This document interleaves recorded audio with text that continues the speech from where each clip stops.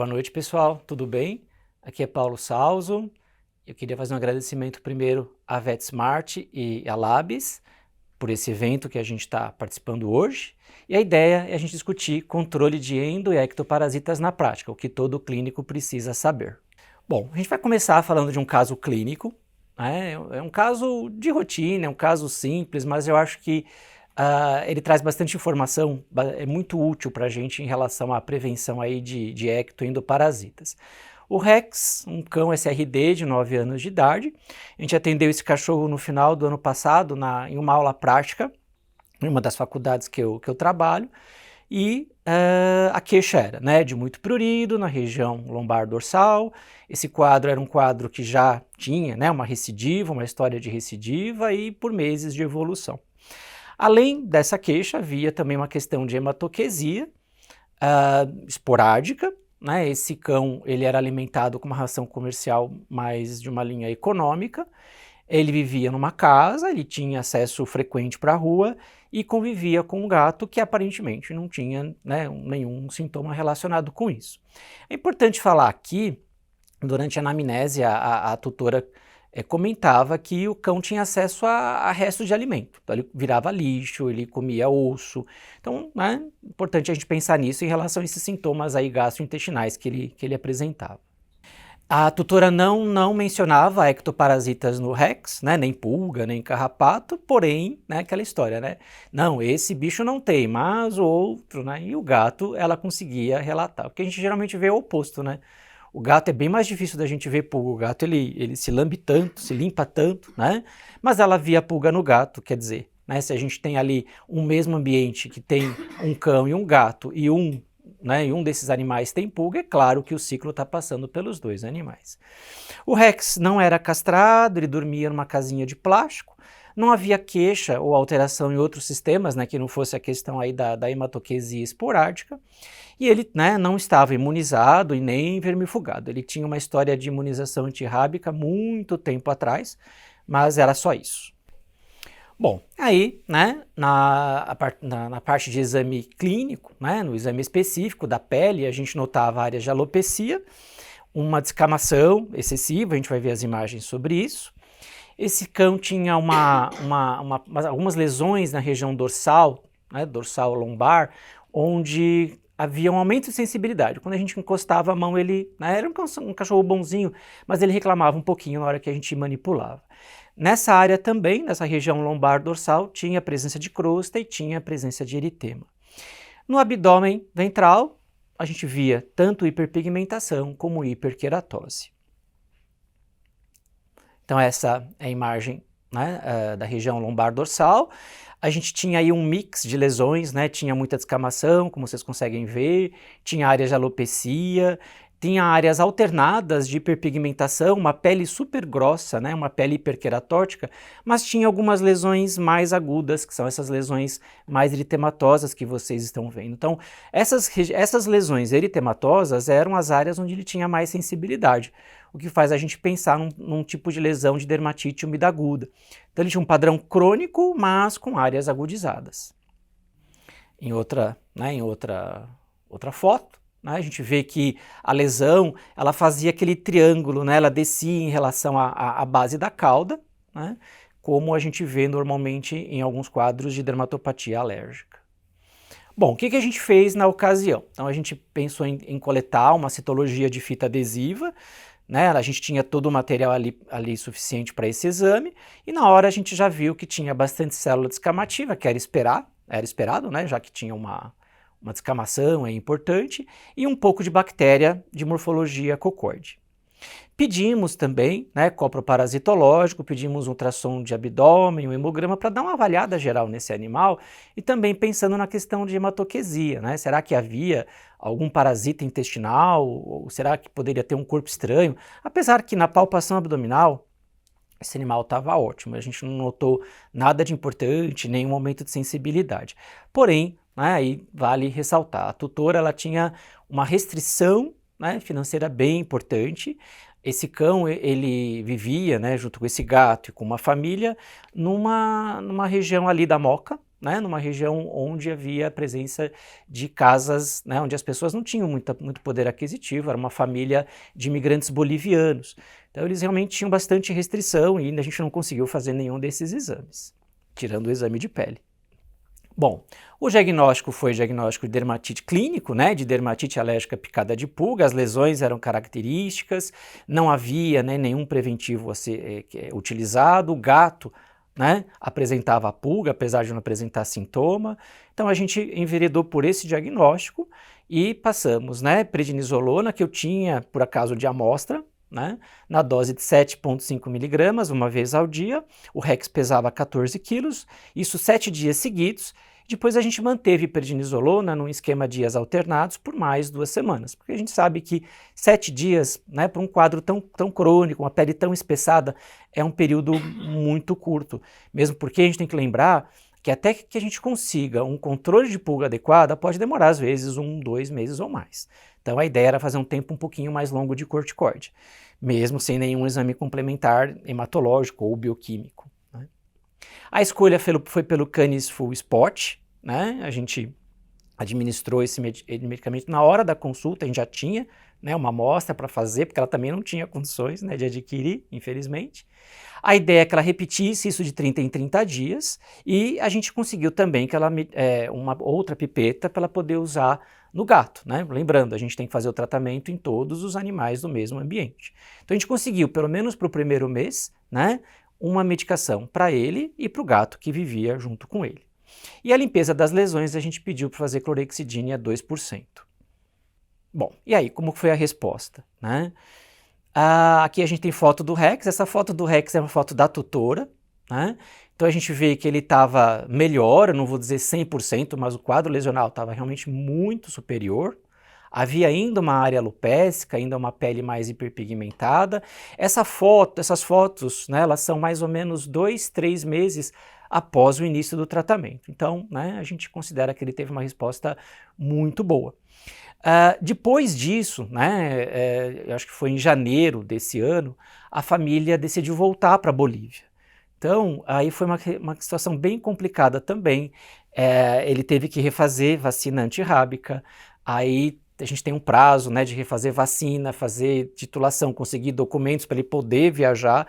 Mas enfim, eles chegaram com muito sufoco, muita urgência, eles conseguiram chegar na Bolívia porque a gente estava preocupado da família ir para a Bolívia e abandonar os bichos aqui em São Paulo, né?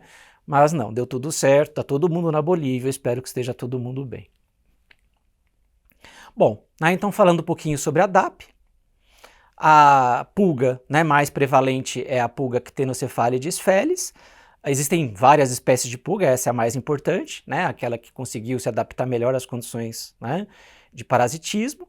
A exposição que um animal tenha, frequente ou intermitente, ela não modifica aí o desenvolvimento de sintoma ou a sensibilização, né? Não temos predisposições, a gente vê DAP em cães, em gatos de qualquer raça, de qualquer faixa etária, né, independente aí do sexo. E o que é muito comum, aí, o que é muito frequente, né, nas anamneses, que a gente pega como gancho possível para ajudar no diagnóstico, é a história de um controle e uma prevenção deficiente, né? Muito animal recebe produtos antipulga, mas a gente sabe que esses produtos eles são usados uma ou outra vez e não são usados regularmente, né, de acordo com a bula que o fabricante acaba passando. Então a gente sabe, né, que a presença de pulga, antigamente a gente tinha uma ideia de que uma pulga bastava, né? Isso a gente sabe que não é bem assim. Há necessidade de algumas picadas de pulga, da presença de um número, né, mínimo aí de parasitas.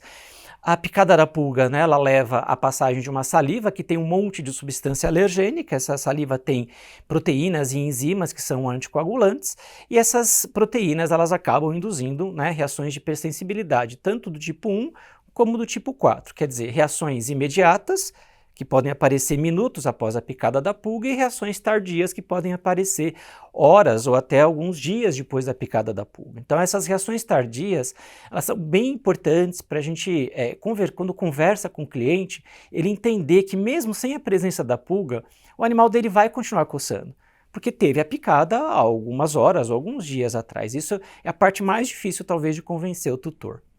E aí, né, na última foto a gente tem as lesões que são, né, lesões relacionadas com essas reações de hipersensibilidade, o edema, o eritema, a lesão papular. E ficando crônico, a pele vai ficando espessa, a pele vai ficando hiperpigmentada, como a gente viu nas fotos do Rex, né, do nosso paciente. Então, o padrão lesional, né, ele é clássico em cães. Esse padrão lesional ele ajuda bastante no diagnóstico, porque ele é um padrão bem repetitivo de lesões em região lombar, dorsal, às vezes lesões também em região abdominal ventral. Então a parte de cauda, né, em geral, a parte posterior do corpo do animal é a parte afetada em relação à DAP. Não é frequente a gente ver otite, não é frequente a gente ver lambedura de pata. Então, ou lesões faciais, né, labiais. Quando o cão apresenta lesões típicas de DAP, em região típica de DAP, mas também tem otopatia frequente, lesões podais, queilite, blefarite, enfim, a gente tem que suspeitar que esse animal provavelmente não tem apenas a DAP, ele deve ter dermatite alérgica picada de pulga com outras enfermidades, dentre elas a alergia alimentar e a dermatite atópica. Então aqui outros pacientes, né, esse bem grave por sinal, um quadro bem crônico, né, essas lesões nodulares que vocês veem na foto, né, essas lesões mais granulomatosas, elas não são tão frequentes, né, mas elas aparecem na mesma região de distribuição. Vejam um acometimento aí de cauda, né, desde a região tóraco-lombar, se estendendo à região lombosacra. Era um cão atendido em aula também. Então, em hospital-escola a gente vê esses quadros mais graves, né? Normalmente em ambientes de clínica particular não é tão comum, hoje em dia a gente vê isso, mas no atendimento do hospital-escola a gente vê casos bem mais severos. Esses animais demoram muito tempo para melhorar, a pele está muito inflamada. Aqui quadros, né, diferentes, na mesma região. Porém, né, esse primeiro cãozinho aqui do meu lado esquerdo é um quadro mais agudo, a pele ainda não está hiperpigmentada, tem lesão de alopecia, tem dermatite úmida aguda. E do outro lado, um pastor alemão, né, pastor tem essa tendência de formar lesões de piodermite mais profunda, lesões de furunculose bem graves, né, mas na região típica de DAP, estava realmente acometido por pulga. Aqui também, lesões mistas, agudas e crônicas, né, na região típica. Em gato é muito mais difícil, tá, gente? É muito mais complicado, né? Para o cão é um diagnóstico clínico bem tranquilo, em geral, né? Agora, para o gato, a variação lesional é extrema. Então, a gente tem gato com DAP que tem lesão na cabeça, lesão papular, lesão biliar. Tem gato que faz alopecia simétrica, é uma pele aparentemente sem inflamação. Tem gato que faz uma úlcera no lábio e nem coça, não tem nem prurido e tem a DAP como causa. E tem gato que vai ter coceira restrita à cabeça e pescoço. Então, gato é uma outra história. Para o gato a gente tem que conhecer toda a dermatologia para a gente poder, né, dar o diagnóstico. E aí, uma complicação que é importante, né, a gente lembrar, às vezes a gente acaba esquecendo, mas pode fazer parte do pacote aí da DAP, lembrar que pulga é o hospedeiro, assim como o piolho, né? São hospedeiros intermediários de um cestoide chamado Dipylidium canino. Então aqui a gente tem a imagem desse parasita. Normalmente não é assim que a gente vê, né, na eliminação pelas fezes. Esse parasita elimina fragmentos, né, que a gente chama de proglotes. Não é um parasita que cause, né, não é um verme que cause tanta patogenia, mas ele tem algumas importâncias, né? Ele pode causar prurido na região anal. A proglote, quando ela sai pela região anal, ela acaba, né, irritando a mucosa, causando prurido. Há relato de animais com dor abdominal e também há relato de animais que desenvolvem gastroenterite, de acordo, né, pela presença aí do Dipylidium. Aqui pelo ciclo, a gente vai entender que a grande importância, né, além do acometimento do nosso paciente, é a possibilidade do acometimento zoonótico, né? Então, pessoas convivendo com esses animais, principalmente crianças, eles podem adquirir o Dipylidium canino, uma zoonose que pode ocorrer. A patogenicidade também não é grave, não é tão grave para o ser humano, mas pode causar um desconforto abdominal, pode causar um quadro diarreico, né? E isso a gente precisa comentar com o tutor. Então a gente vê pelo ciclo, né, que normalmente o cão e o gato são os hospedeiros definitivos desse parasita, quer dizer que no intestino do cão e do gato tem o Dipylidium adulto. Esse parasita elimina proglotes nas fezes. Essas proglotes liberam né, esses sacos ovígeros, né, eu acho que é assim que chama, né, nem lembro mais, mas acho que é assim que fala, né, esses sacos ovígeros, né, que são desprendidos das proglotes.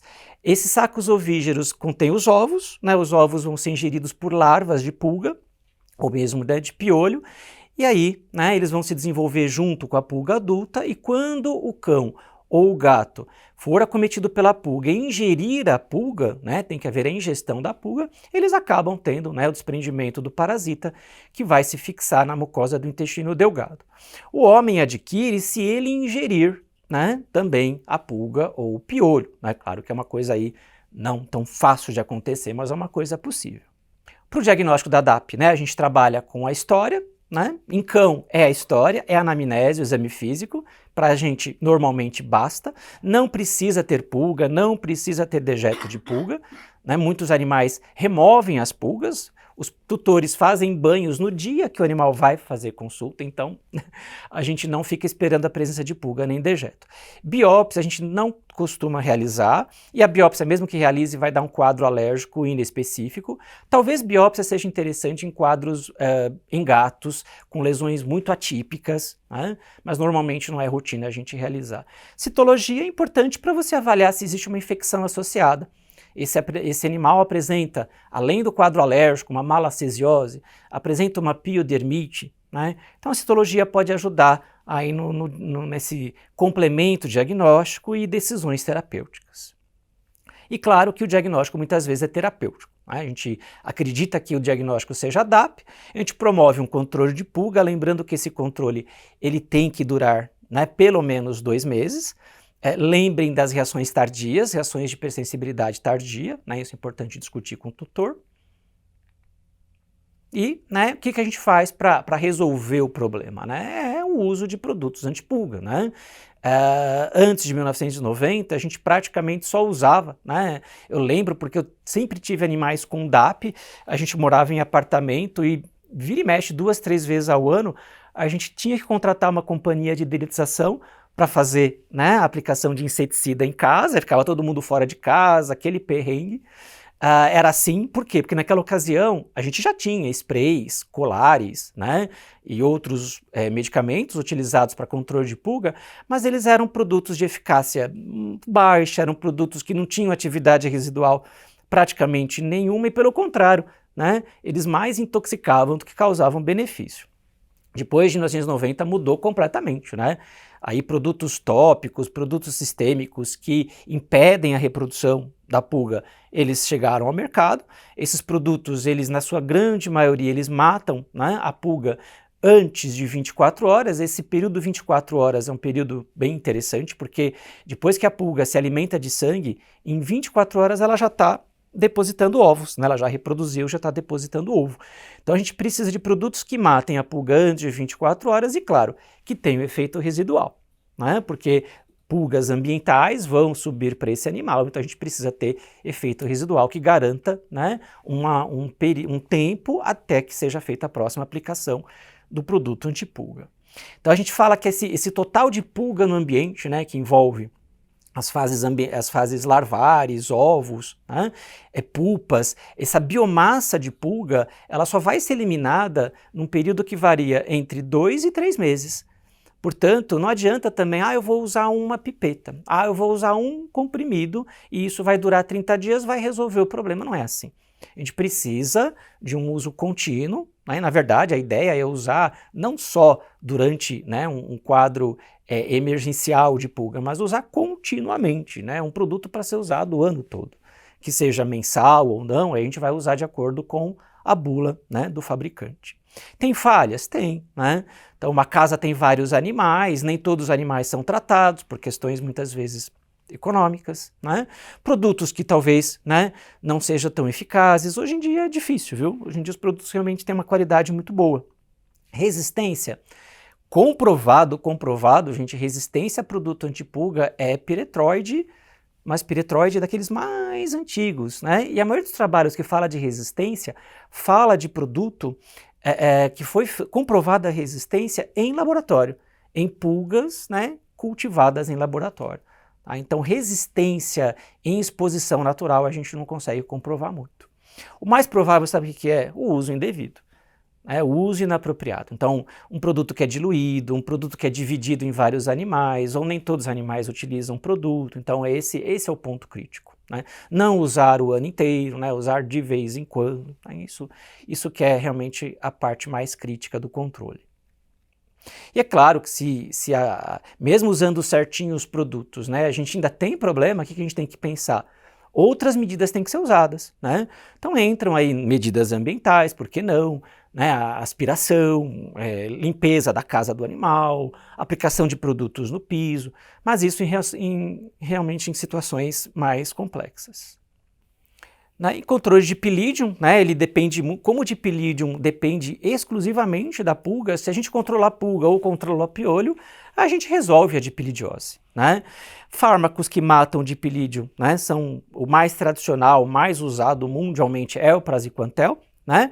Há raros casos de resistência, eu particularmente nunca vi, mas a literatura fala de casos de resistência, e se indica a nitazoxanida, eu nunca receitei, ok? Praziquantel para mim sempre deu resultado e, é claro, associado ao controle de pulgas. Tá? E lembrar que a gente está falando de uma zoonose, então é importante que a gente faça, né, essa prevenção de uma forma bastante eficaz, né, e completa. Eu queria agradecer e só lembrar aqui vocês, né, que a gente está falando de um produto que tem, né, uma ação que atua contra Dipylidium, outros parasitas intestinais e ainda tem uma ação preventiva de pulga carrapato. Então a pipeta Canis Full Spot, ela tem imidacloprida, ela tem a moxidectina, tem o praziquantel, então esse combo ele já vai resolver grande parte dos nossos problemas aí no atendimento. Muito obrigado. Aqui estamos também com a Rita Carmona, minha amiga, dermatóloga. Então, Rita, né, eu queria saber a tua opinião em relação, né, à DAP, aos produtos, né, ao caso do Rex, né, o que você acha, né, se você teria feito alguma coisa diferente, enfim. Né? Nossa, Paulo, fantástico, sua apresentação fantástica, como sempre. O Paulo é um grande amigo, mas eu sou uma grande fã do Paulo. Eu fiquei impressionada com a sua apresentação. Sabe o que eu aprendi? Eu relembrei e aprendi muita coisa, Paulo. Óbvio, eu não faria nada de diferente em relação ao Rex. É engraçado porque você atende, é uma coisa que eu sinto muita falta, você atende ainda em hospital escola, eu não atendo mais, eu só estou na clínica privada e eu não vejo mais tanto esses casos clássicos de DAP. Coisa que a gente via no passado, né? Muito no passado, eu não vejo. O que eu vejo muito, bom, eu atendo muito paciente com dermatite atópica e hoje o que eu vejo é aqueles tutores que se esquecem de fazer a prevenção, e você comentou muito bem isso, né? A necessidade da gente fazer prevenção contínua, né? É prevenção, a gente precisa ter mais essa coisa de prevenção, da medicina preventiva. E eu tenho muito tutor que se esquece, e muitas vezes eu confesso também que eu esqueço de insistir e às vezes eu pego aqueles pacientes com dermatite atópica que tiveram uma crise. E a hora que a gente vai ver essa crise é porque eles foram expostos ou a pulga ou a carrapato. O carrapato ainda é um pouco polêmico em relação ao quanto ele consegue desencadear uma crise alérgica, mas pulga sem dúvida nenhuma. E para o paciente alérgico, aquele paciente com dermatite atópica, é sim muito importante essa prevenção e é sim a pulga um dos desencadeadores de crise alérgica, né? Então, por isso acho que da necessidade da gente reforçar, né? E como você disse, a gente precisa pensar muito em prevenção, precisa muito pensar em saúde única, né? E a gente tem aqui um produto que vai aliar, né, toda essa questão. Então, eu acho que mais isso, né? Ressaltar essa importância dessa prevenção. Bom, e agora chegou a minha vez, né? Eu sou a professora Rita Carmona, trabalho com dermatologia veterinária há muito tempo, sou uma grande amiga do Paulo, eu tenho uma grande honra de falar isso, que está aqui do meu lado. Queria agradecer a Labs pelo convite, o VetSmart, é sempre uma honra, sempre um prazer estar aqui. Ainda mais falando de temas que a gente gosta muito, né? Dando continuidade, agora eu vou falar da minha parte do controle de endo e ectoparasitas. Seguindo um pouco o raciocínio do Paulo, eu também quero apresentar para vocês um caso clínico. É o Luke. O Luke, ele é um Shih Tzu macho, mais ou menos 4 anos de idade, castrado. A tutora dele é veterinária. Ela é anestesista, a gente trabalhou muito tempo juntas e, obviamente, ela trouxe ele para eu atender. A gente fez toda aquela triagem. Bom, para resumir, o Luke é mais um Shih Tzu atópico. E para quem conhece Shih Tzu atópico, já começa a imaginar como é o Luke. Como é o Luke atópico. Então, o Luke, ele tem um prurido intenso, ele tem uma descamação cutânea intensa, ele é um paciente seborreico, né? Muitas vezes o Shih Tzu atópico, ele faz esse fenótipo, né? Daquele quadro seborreico mais ventral, muita malacesiose cutânea. E depois de toda a investigação, a gente conseguiu um bom controle do Luke com o uso do oclacitinib, uso contínuo, e uso de shampoo de seborreico. Então, o Luke, ele sempre fez banhos, em média, banhos semanais, mas muitas vezes, quando piorava, a gente fazia o banho 2 vezes por semana, e o Luke vinha muito bem controlado dentro de todas as suas limitações. Em teoria, o Luke deveria estar fazendo uso de um ectoparasiticida.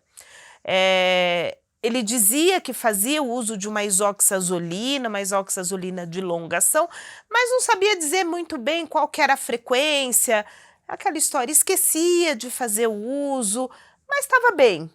Sem contactantes, mas uma coisa que ressaltava o Luke, ele frequentava pet shop, né, para fazer esses banhos terapêuticos, muitas vezes semanais e muitas vezes 2 vezes por semana. Bom, depois de um tempo de controle, um dia, né, como acontece com todos nós, num domingo, a tutora, que era minha amiga, me liga e fala: Rita, o Luke está numa crise alérgica muito grande. Muito, ele está coçando muito, ele entrou nessa crise e eu não estou conseguindo fazer o controle. Eu já fiz uso de prednisolona, ela havia feito uso por conta própria da prednisolona, porque isso é um pouco de praxe, quando a gente faz, né, quando você tem um paciente atópico numa crise alérgica, muitas vezes como forma de tratamento reativo, ou seja, para tirar a crise, a gente faz uso do corticoide. E ela, por conta dela, já tinha feito e ele não havia melhorado. Ela falou: Rita, agora eu preciso da sua ajuda. Eu falei: ok, traga ele lá no consultório, eu vou olhar, pode levar, vamos ver o que está acontecendo. Na minha cabeça eu já imaginei, puxa, o Luke deve ter feito uma piodermite, deve ter piorado da malacesiose, e talvez por isso ele esteja tão resistente à terapia.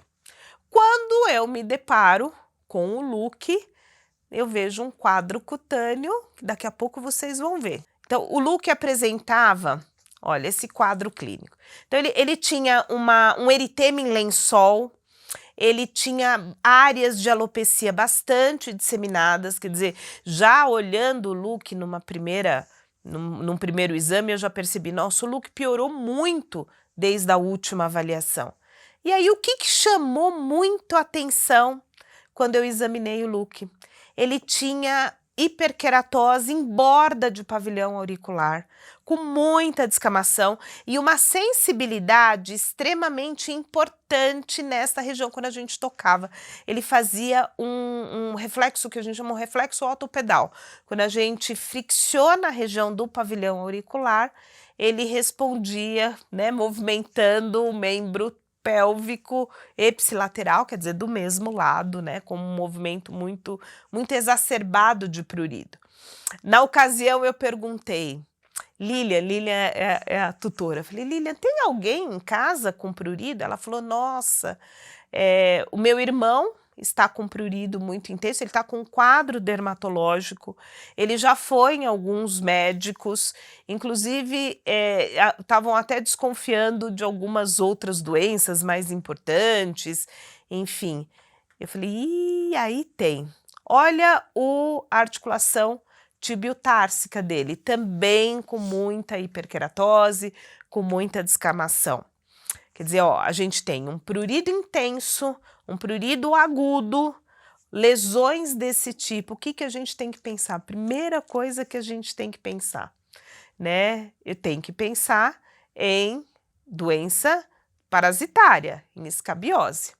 Eu fiz, de qualquer forma, eu fiz uma citologia, porque, afinal de contas, ele tinha um quadro bastante descamativo e realmente apresentava aumento aí de leveduras compatíveis com malacese, então ele estava, assim, com quadro de malacesiose tegumentar, mas, ao fazer o exame parasitológico do raspado cutâneo, o que eu encontrei?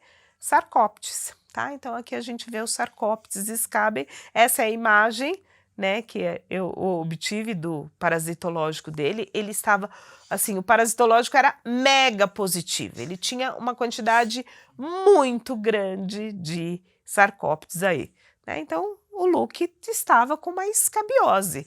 Então, coitado, né? Além da dermatite atópica, ele teve uma escabiose. E por isso dessa crise muito importante, né? De onde ele pegou? Ele não tinha contato. Provavelmente foi através de fomites, ele frequentava um pet shop. Foi a única explicação que a gente teve, porque ele não tinha contato com nenhum outro paciente.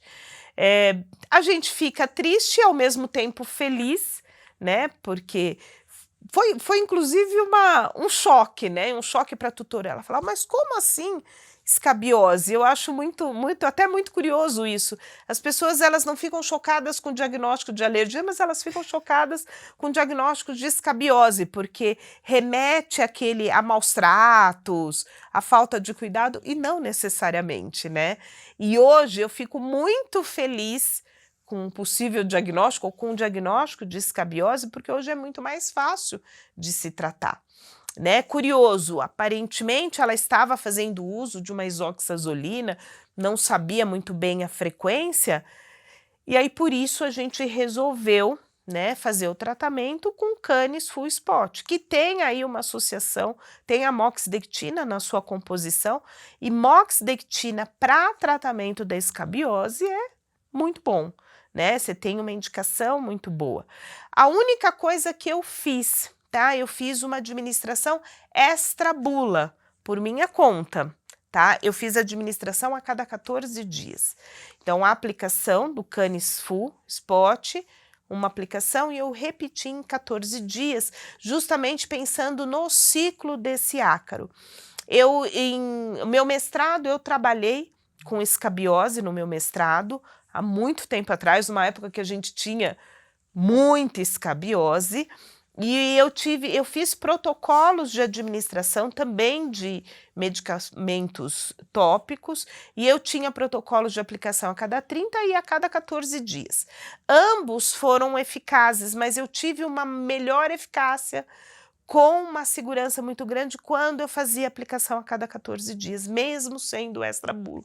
Então, foi aí que eu optei por fazer.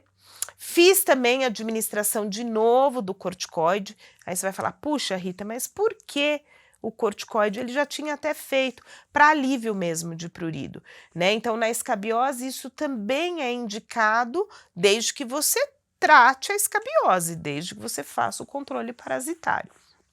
Né? Ele teve uma recuperação, ele teve uma melhora muito importante desta crise alérgica e a gente conseguiu colocá-lo de novo nos trilhos, voltando para a administração do oclacitinib e o controle bom da sua dermatite atópica, né? Então, olha que curioso, sempre é muito importante quando você estiver diante de um paciente com dermatite atópica que faz uma crise alérgica, verificar se não existe aí um parasita. Né? E nesse caso a gente teve um final feliz, realmente um final feliz. Quais as minhas considerações acerca desse caso? Foi o que eu já disse, né? Acho que eu já inclusive comentei em relação até o quadro do Paulo. É um paciente, para mim, a minha rotina é a dermatite atópica. Quer dizer, quando eu tenho um paciente com dermatite atópica que entra numa crise e que está muito difícil o controle, muitas vezes a gente tende a fazer uso do corticoide, aumentar a dose de medicamento. Antes de você pensar nisso, considere outras possibilidades. Escabiose é uma possibilidade. A gente acha que não existe mais, mas sim, ela existe. A gente está num país continental. Esse paciente, ele deveria estar fazendo uso de um preventivo, inclusive que o prevenisse de ter escabiose, mas deve ter havido alguma falha aí no meio do caminho. Olha a importância da gente manter produtos, como o exemplo do Canis, que inclusive fazem, né, a prevenção dessas parasitoses. Então, eu acho que isso a gente tem que prestar muito atenção no nosso paciente, ressaltar muito bem com ele é a questão da prevenção.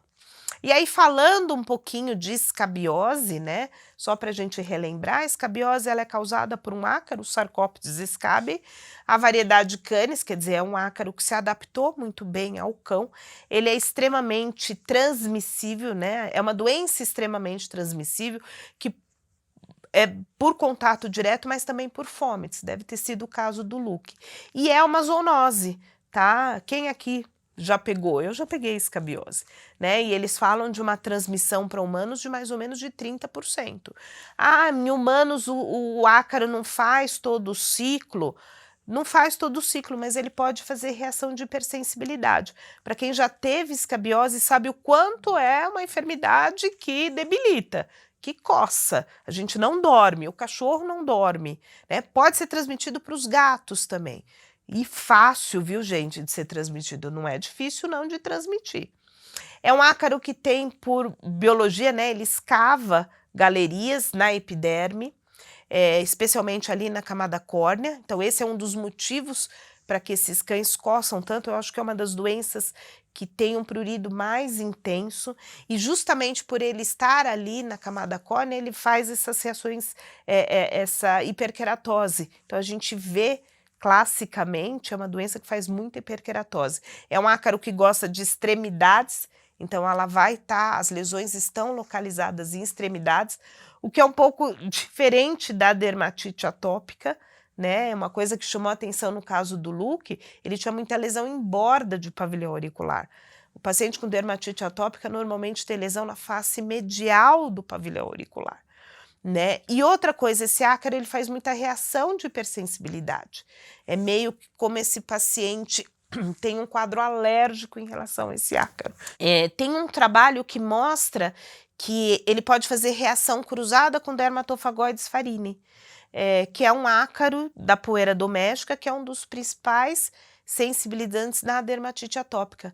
Então, talvez, o paciente com dermatite atópica, se ele pega o Sarcoptes, né, se ele tem escabiose, ele vai ter uma reação de prurido muito maior, né? Era o caso do Luke aí. Olha aqui, isso daqui é a topografia das lesões. Realmente a gente tem lesões muito concentradas em borda de pavilhão auricular, articulação, merorádio ulnar, tíbio társico e muitas vezes região abdominal. A região dorsal normalmente é poupada, a não ser que você tenha mais de uma doença, como era o caso do Luke. E aqui a gente tem alguns exemplos, olha, lesão em pavilhão auricular. Esse paciente, muito curioso que todos esses pacientes que eu atendi foram pacientes que foram encaminhados para mim com uma suspeita de doença alérgica, né? Então, antes da gente pensar no filé mignon, descarta o arroz com feijão, né? A gente sempre tem que descartar a doença parasitária, isso é regra, ó. Pavilhão auricular, articulação, merorádio ulnar, aqui também, você vê com muita hiperqueratose. Esse Rottweiler, ele veio encaminhado para mim com uma suspeita de alergia a mármore. Não sei se é porque ele estava marmorificando, né? Se a gente olhar, ele é muito hiperqueratótico, mas porque ele vivia numa marmoraria. E, na verdade, não era alergia, era escabiose, né? Olha, outros pacientes, a gente vê muita lesão, né? Filhotes, os filhotes são mais acometidos, mas a gente não pode ter isso como regra, né? Eu já atendi muito paciente adulto, e esses adultos são justamente os que confundem com doença alérgica, né? Olha o marmorificado, né? Muito hiperqueratótico, né? Com prurido extremamente intenso. Esse foi um dos casos que mais me chamaram a atenção. A gente atendeu esse paciente na época que eu estava no ambulatório lá do serviço de dermato da USP. Esse paciente ele foi contemplado não só com escabiose, mas com sarna demodésica e otoacaríase. Então, ele quis ter todas as acarioses aí para ele. Ele teve uma evolução boa, né? Ele melhorou. Esse paciente, curiosamente, foi também encaminhado para mim. Era um paciente que não tinha lesão em borda de pavilhão, ele não tinha lesão, mas olha, ele tinha lesão em região da cauda, que até parecia uma DAP, né? Mas ele tinha uma hiperkeratose muito importante na cauda. Isso me chamou a atenção quando eu atendi. Quando eu atendi, eu falei, nossa, parece uma hiperkeratose de pavilhão auricular de paciente com escabiose. E era uma escabiose, né? Um quadro atípico, né? Uma distribuição atípica. Filhote com prurido, quer dizer, sempre descartar, sempre a gente pensar nisso, acho que não custa. É uma zoonose? Sim. Eu já disse que é uma zoonose, existe aí uma média de transmissão de mais ou menos 30%, incomoda muito, né? E nós como médicos veterinários também precisamos estar atentos, a gente faz parte aí da saúde única. Como que a gente faz o diagnóstico? Quer dizer, o diagnóstico ele é composto por toda essa história, quadro de prurido intenso, agudo, que não cede muito bem ao uso do corticoide, o tipo de lesão, mas a gente quer encontrar o ácaro, né? Então o diagnóstico, na verdade, firmado é através do exame parasitológico do raspado cutâneo, que nesse caso aí existe uma pegadinha, porque ele é positivo em mais ou menos 50% a 60% dos casos. No meu mestrado eu trabalhei também com diagnóstico de escabiose, eu fazia por parasitológico, fazia um teste sorológico, e o parasitológico do raspado ele teve uma positividade em torno de 70%, que foi alta até, foi mais alta do que a gente encontra em literatura, mas não é 100%. Ou seja, gente, tem suspeita, tem que fazer diagnóstico terapêutico. Então use o Canis Full Spot, né, que seja naquela administração a cada 14 ou a cada 30 dias, para você descartar. Então faço, trato, melhorou e a tendência é ter uma melhora rápida, viu? Quando a gente usa, às vezes em uma semana, talvez até em menos, a gente já tem uma redução muito importante do prurido. Então, muitas vezes o diagnóstico vai ser através do diagnóstico terapêutico, super indicado o diagnóstico terapêutico. Vou ainda falar um pouquinho de sarna demodécica, tá? A sarna demodécica também é uma outra parasitose aí importante, tá? Também ainda acomete muitos nossos pacientes. É uma doença que não tem só um cunho parasitológico, ela tem um cunho imunológico. Ela é causada pelo ácaro, o principal ácaro causador da sarna demodécica é o Demodex canis, ainda o responsável pela grande magnitude, mas a gente tem outros ácaros aí envolvidos. Então, a gente tem o Demodex injai, o Demodex sionix e o Demodex cornei, mais raramente, tá? Esse Demodex, o Canis, falando exatamente do Canis, ele faz parte da microbiota normal do cão, numa quantidade pequena, então todos os cães têm o Demodex canis na sua pele, e ele é reconhecido tanto pelo sistema imune inato quanto adaptativo. E essa interação, esse reconhecimento com a produção de algumas interleucinas é que faz o controle dessa população acariana. O paciente que desenvolve sarna demodécica é aquele que tem uma ruptura nesse reconhecimento, que pode ser genético, tá? Existem aí, aventa-se aí a possibilidade de ter alguns casos aí genéticos, mas também são influenciados por outras condições, por drogas, né? Corticoide é uma dos fármacos que influenciam muito esse reconhecimento do ácaro pelo sistema imune, e existe a perda desse controle dessa população. E aí, com esse aumento da população de ácaro, vai ocorrer um grande quadro inflamatório, que aí propicia mais crescimento do ácaro, enfim, e é um ciclo vicioso. Outra coisa também que está muito relacionada ao desenvolvimento de sarna demodécica, especialmente nos filhotes, são as verminoses. Tá? Então, outra coisa que a gente precisa estar muito atento nesses, especialmente nos filhotes com verminoses. E aí a gente tem esses quadros, esse foi um dos quadros mais feios que eu já vi de sarna demodécica, atendi alguns anos atrás, foi um paciente que foi erroneamente diagnosticado, ele foi foi feito uso de corticoide nele e aí piorou muito o quadro. A gente quase perdeu esse paciente quando a gente chegou para a gente, quer dizer, é uma doença que pode ser muito debilitante, muito séria, né? E a gente teve sucesso aí no controle, tá? Como eu já disse, ela é totalmente causada, ela está ligada à proliferação do ácaro, que vai levar a um quadro inflamatório, com uma infecção secundária, com ruptura de folículo piloso, né, com quadro muitas vezes de furunculose, de infecção bacteriana profunda, então com uma evolução aí que pode ser piorada com o uso de alguns fármacos. E aí, a gente tem a possibilidade de tratar um quadro de sarna demodésica com Canis full? Sim. A gente tem aqui uma associação, um medicamento que tem uma associação de moxidectina com imidacloprida, e a moxidectina ela tem uma ação bastante importante como acaricida. A única coisa que a gente tem que estar atento em relação ao Canis como uma possibilidade de tratamento para a sarna demodésica, que sim, é uma possibilidade, a gente vai precisar, segundo alguns trabalhos, então tem alguns trabalhos que mostraram essa eficácia, mas essa administração, para ter uma eficácia melhor, ela teria que ser feita semanalmente, né? É uma possibilidade, sim, né, de tratamento para a sarna demodésica. Então, fica aí a dica, inclusive, tem esse trabalho que mostrou a eficácia num paciente com hiperadrenocorticismo, tá? Que a gente sabe que é comum. Sinceramente, hoje a maior parte dos pacientes que eu atendo com sarna demodésica são pacientes com hiperadreno ou pacientes que recebem corticoide por algum motivo ou algum outro imunossupressor, tá? Então, mais uma opção para o nosso tratamento.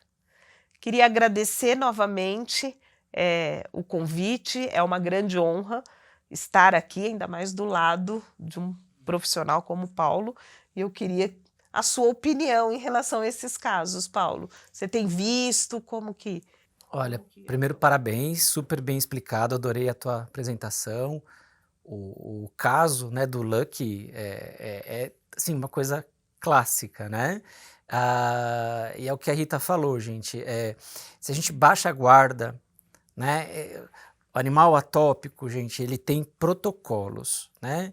Então ele tem que ter uma hidratação cutânea, ele precisa de um anti-inflamatório, precisa, né? Precisa ter um cuidado com a otite, sim, mas ele precisa, controle de infecções, com certeza, mas uma coisa ele tem que ter, é o controle do ectoparasita, né, do ectoparasita. Então, a gente sabe, né, que é um pacote grande de intervenções, então o tutor ele acaba muitas vezes selecionando, às vezes não é nem isso, às vezes ele esqueceu mesmo, né?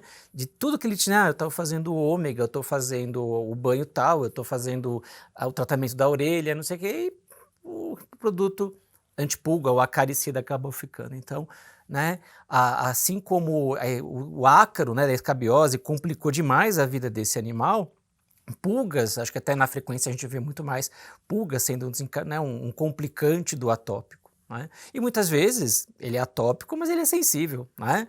A saliva da pulga, ele é sensível à proteína da alimentação, enfim, né? Então, na maioria das vezes, esses animais têm fatores, né? Alergias aí multifatoriais.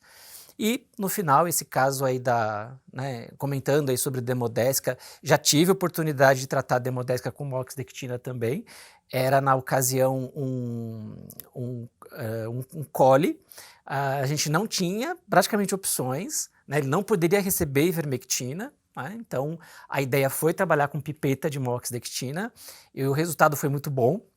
Claro que era uma frequência alta do uso das pipetas, mas enfim, era uma das pouquíssimas opções que a gente tinha para aquele momento e deu certo, né?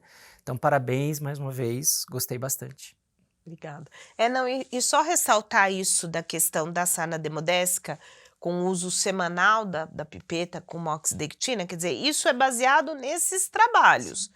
Será que se a gente fizer com uma frequência menor, estender mais tempo, a gente também não tem eficácia? Pode ser, né? Pode ser. Isso é para a gente encurtar o tempo de tratamento, mas também lembrar que isso, né, eles foram super seguros, não tiveram nenhum evento adverso, mas isso acaba encarecendo. Então, talvez se a gente fizer protocolos com espaço menor, né, com espaço maior, com intervalo maior entre as administrações, talvez também a gente tenha, mas isso precisaria ser experimentado, né, ser relatado, inclusive. Isso. Então, eu queria mais uma vez agradecer a VetSmart, agradecer a Labs por essa oportunidade, agradecer muito, né, aqui a apresentação junto com a Rita foi maravilhoso, né, e, gente, né, nosso e-mail, né, está à disposição, né, no último slide, e vocês podem ficar à vontade também para tirar alguma dúvida, fazer algum comentário, tá? Muito obrigado. Muito obrigado, foi muito bom, viu, Paulo? Eu queria ficar mais 2 horas aqui. E tem assunto, hein? Né? Tem assunto para a gente falar. Obrigada, Labs, obrigada, VetSmart, realmente foi muito bacana. Espero ter contribuído para vocês. Obrigada, obrigada a todo mundo. Oi, pessoal, boa noite a todos. Eu sou a Marcela Vilhena, sou coordenadora técnica e de marketing da Labs. Antes de eu falar de Canis para vocês, queria muito agradecer essa troca tão rica entre o professor Paulo e a professora Rita. É aquela troca do dia a dia, é a vida como ela é, são os casos que vocês atendem, sendo falados por profissionais que eu gosto tanto e que eu admiro tanto. E hoje eu vou falar para vocês um pouquinho sobre o Canis Full Spot, essa proposta que a gente traz de uma nova proteção antiparasitária completa, 360. E por que é importante a gente pensar nessa proteção 360? O cenário que nós temos hoje é um cenário onde o cão está inserido no ambiente familiar. Então o cão viaja com os tutores, o cão dorme na cama com as crianças, o cão passeia com a gente, está presente o tempo todo.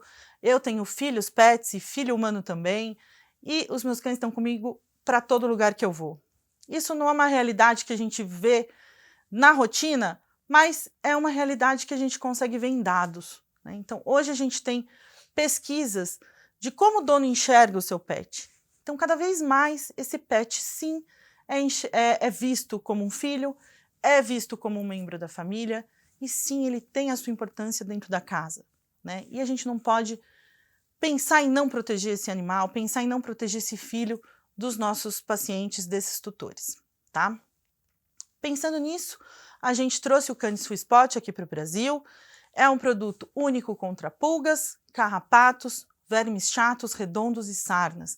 Então, a proposta do Canis é, através da imidacloprida, da amoxidectina 3,5% e do praziquantel de uso tópico, proporcionar toda essa ação que nós comentamos. Então, a amoxidectina, a professora Rita comentou bastante, o professor Paulo, tem essa ação contra sarnas, os 3 tipos de sarnas, os vermes redondos, que também são super importantes, a imidacloprida, ação contra pulga, e o praziquantel contra os vermes chatos. E aí a gente pensando mais em dipilidium. Existem astênias também que podem acometer, mas o nosso foco principal acaba sendo o dipilidium, tá? Quando a gente pensa nesses parasitas, falando um pouquinho das espécies, pulgas, a gente tem a Ctenocephalidis felis, que acaba sendo a mais comum, né? O professor Paulo falou bastante sobre isso. Carrapatos, mais comum acaba sendo o Rhipcephalus, mas não é exclusivo ele, né, como acometimento. Ácaros de sarna, dos 3 tipos de sarna, e o grande diferencial do nosso produto está na ação dos vermes chatos, que é o principal deles, é o Dipilidium canino, né? A ideia do Canis é oferecer justamente essa proteção completa.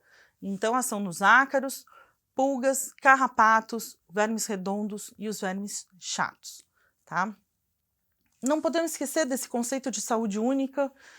Então, esse conceito de um mundo, uma saúde, não adianta a gente tratar o animal, não adianta a gente não tratar o ambiente, tá tudo interligado. Eu preciso tratar esse animal, pensar nesse ambiente sendo cuidado, e com isso eu estou protegendo essa família.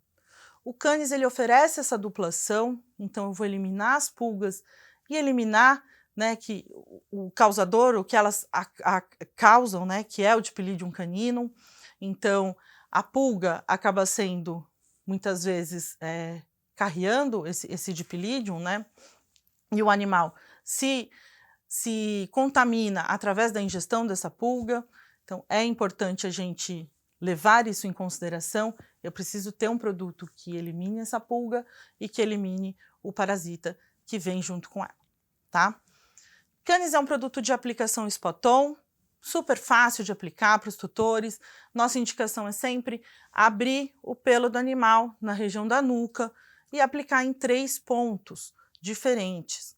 A recomendação é que a aplicação seja feita mensal, tá bom? 48 horas antes ou 48 horas após o banho.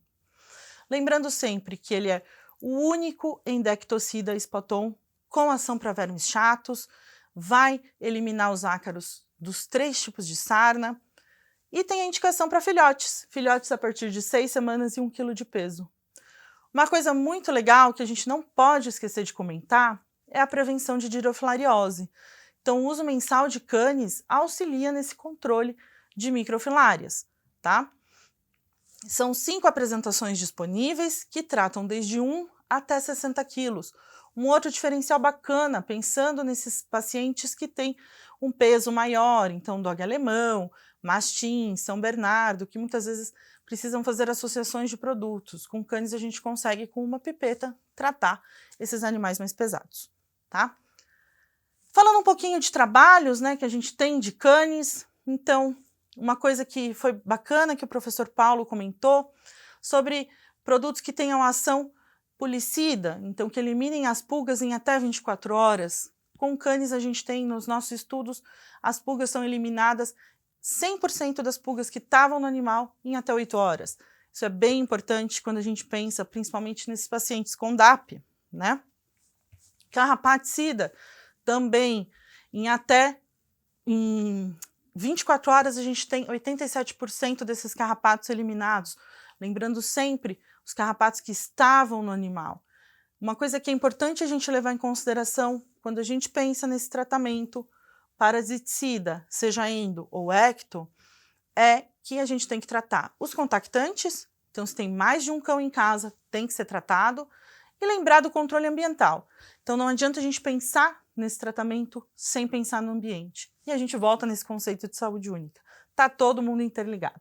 Esse é um trabalho que é bem interessante, onde a gente consegue ver a ação de Canis para diversas espécies de ecto e endoparasitas. Então isso é bem bacana. A gente vai deixar disponível todos os trabalhos para vocês terem acesso, para lerem os resumos dos nossos trabalhos e terem acesso aos dados, às espécies, tudo certinho, tá bom? Vai estar disponível na plataforma. Falando de sarna, né? Então a gente tem o trabalho de Sarcoptes, onde a gente zerou esses raspados cutâneos com uma aplicação, então 28 dias, né? Então a gente indica essa aplicação como dose única, melhora de prurido, melhora de lesão. É bem interessante a gente pensar que são animais que se incomodam, que o prurido realmente é desconfortável. A gente teve nos estudos de Canis 100% de eficácia com uma aplicação nos casos de Sarcoptes e Otodectes, tá?